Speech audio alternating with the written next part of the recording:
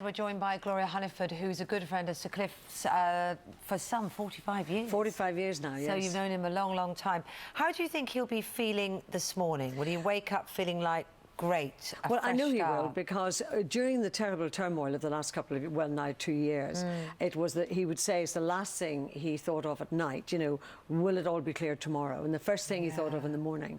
So I know his thought process this morning will be one of elation, because at least that relief, I mean, his body must be thinking, thank goodness. And I must say, I couldn't be more happy for him. You spoke to him yesterday, Yesterday, didn't you? briefly. He was in Portugal yesterday receiving an award, which had been, that was predestined, and so he was in transit. I only spoke to him for a short while, but he was just so elated. He said it was such an emotional moment when he heard the news.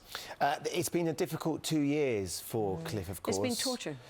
He actually watched the police raid his home because it was released, the news released to the BBC, and he didn't even know what was going on at the time, did he? Can you imagine the scenario that you're sitting in your house in Portugal in this case, and somebody rings you and says, tell you what, Cliff, you should switch on the telly because your house is being raided. He had no pre-notification, nothing had been said to him at all, and so it's like watching a film on television. Your private space is being raided by police and a helicopter up above and everything that goes with that.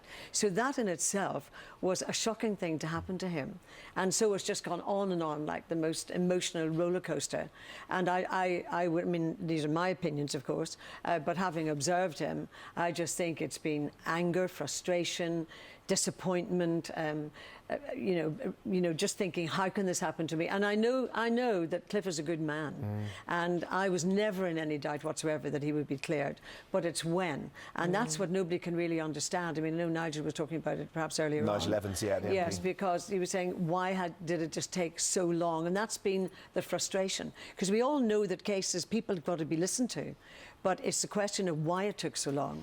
And what about the time in between while the investigation, however long it takes, continues? There are calls, and I think Sir Cliff is one of those that feels that way, for anonymity for those accused. Certainly, there are many calls at least for that. to the point of being charged. I mean, if you speak to Paul Gambaccini or Jimmy Tarbuck or Jim Davidson, I mean, all of them, and particularly Cliff, just feeling there's a great lobby going on silently amongst a lot of lawyers as well. They too feel that people should not be named and shamed until they're charged. Now, What of course, about the counter argument I know that is the Savills and the Rolf Harrises and Max Cliffords, that if it hadn't been made, you know, it's a very, very hard case. But I think in this particular instance, it's the time factor, and a lot of people are calling for anonymity, because here's the point. I mean, Cliff, I know, was looking for the word innocent, which he hasn't yet received in terms of the CPS, because as he rightly says, if you haven't done anything, there is no evidence to collect in that sense. So he hasn't got that word innocent yet, and he would really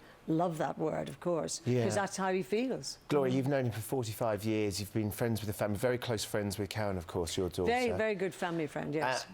Over the last couple of years, have you noticed a change in Cliff? Mentally and physically. I mean, I think mentally it's been horrific for him. I mean, how could it not be? Because you've been accused of something you know you haven't done. I think physically, I mean, Cliff, as I've said, you know, was never overweight, but on the other hand, I do think he's dropped weight, and I saw him actually just last week for a couple of days. And he was always so fit and healthy. He was playing tennis all the time, you know. Oh yeah, I mean, I must admit, he has made a big effort. And when he did his concert at the Albert Hall last year, I mean, there was that question mark, will I go ahead with him, will I not? But certainly all his friends said, for goodness sake, you've got to go out there on that stage and hold your head up high. But the very first night he went out, he couldn't even get singing because people just stood up and applauded for so long that in the end, for the consecutive nights, he had to say to the pianist, when I nod, you start playing, because people just showed that emotion. So can you imagine what it's going to be like now with the fans, now that he's been cleared? But I mean, it's such a relief to him. Of course. And a relief to all his friends, really, all the circle. Absolutely. Gloria, thank you so much for coming and sharing some thoughts with us this morning. It's always good to get I'm very happy. It's a very happy day for him. Yes, we can tell, and rightly so. Thank you, Gloria. Thank you.